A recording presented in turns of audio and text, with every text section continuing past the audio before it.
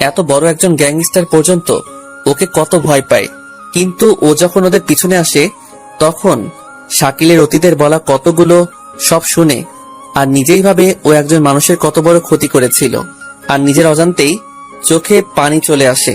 আর ঠিক তখনই শাকিল ওকে দেখে ফেলে। তাই ও বিষয়টি লুকানোর জন্য ক্লাসে চলে আসে।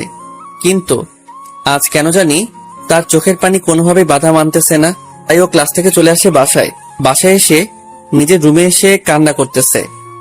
সামিয়ার মা তো অনেক চিন্তা করতেছে, কারণ তিনি মেয়ের এরকম ব্যবহারের সাথে পরিচিত না। তার মেয়ে সবসময় হাসি খুশি থাকে। আজ তার কি হলো? তিনি তাড়াতাড়ি সামিয়ার বাবাকে ফোন করে বাসায় আসতে বলে সামিয়ার বাবা বাসায় আসলে, দেখ তো মেয়েটার কি হলো। কেন, কি হয়েছে ইয়াসমিন?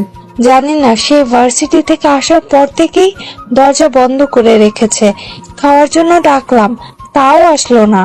আর আজ তাড়াতাড়ি বাসায় চলে আসলো। দেখ না আমার মেয়েটার কি হলো। ও তো এরকম করে না কখনো। তুমি চিন্তা করো না তো ইয়াসমিন, হয়তো মন খারাপ। দাও আমি দেখতেছি। এরপর তারা সামিয়ার রুমের দরজার সামনে যায়। কি হলো, আমার প্রিন্সেস খাবার খায়নি কেন? আর দরজা খুলতেছে না কেন? আমার ভালো লাগতেছে না আব্বু। ঠিক আছে প্রিন্সেস, এখন বাইরে আস, আর আমরা সবাই একসাথে খাবো। সামিয়া বাইরে আসে, কারণ সে কখনো তার বাবার কথা ফেলতে পারে না, কারণ সে তার বাবাকে অনেক ভালোবাসে। কি হলো প্রিন্সেস, তোমার চোখ ফুলে গেছে কেন? কান্না করছো নাকি? না আব্বু, এমনি চোখে কে যেন পড়ছিল। আচ্ছা যাও, ফ্রেশ হয়ে আসো। সামিয়া ফ্রেশ হতে চলে যায়। কি হলো বলো তো?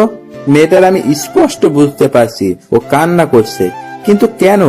আমিও ঠিক বুঝতে পারছি না। আচ্ছা চিন্তা করো না, সময় হলে ও নিজেই বলবে। এখন যাও, খাবার বাড়ো। আর এদিকে আমি চিন্তা করতেছি সামিয়ার হঠাৎ কি হলো। হঠাৎ এরকম আচরণে তো কিছুই বুঝলাম না। আচ্ছা পরে জানা যাবে। এসব ভেবেই খাবার খেয়ে ঘুমিয়ে পড়ি। পরের দিন ভার্সিটি গিয়ে দেখলাম রাকিব আর সবাই আগে চলে এসেছে। আমি যেতেই, কিরে তোর এত দেরি হলো কেন? এমনি ঘুম থেকে উঠতে দেরি হয়ে গেল একটু। তো রাতে কি চুরি করতে গেছিস নাকি? হ্যাঁ, তোদের বাসায় চুরি করছিলাম।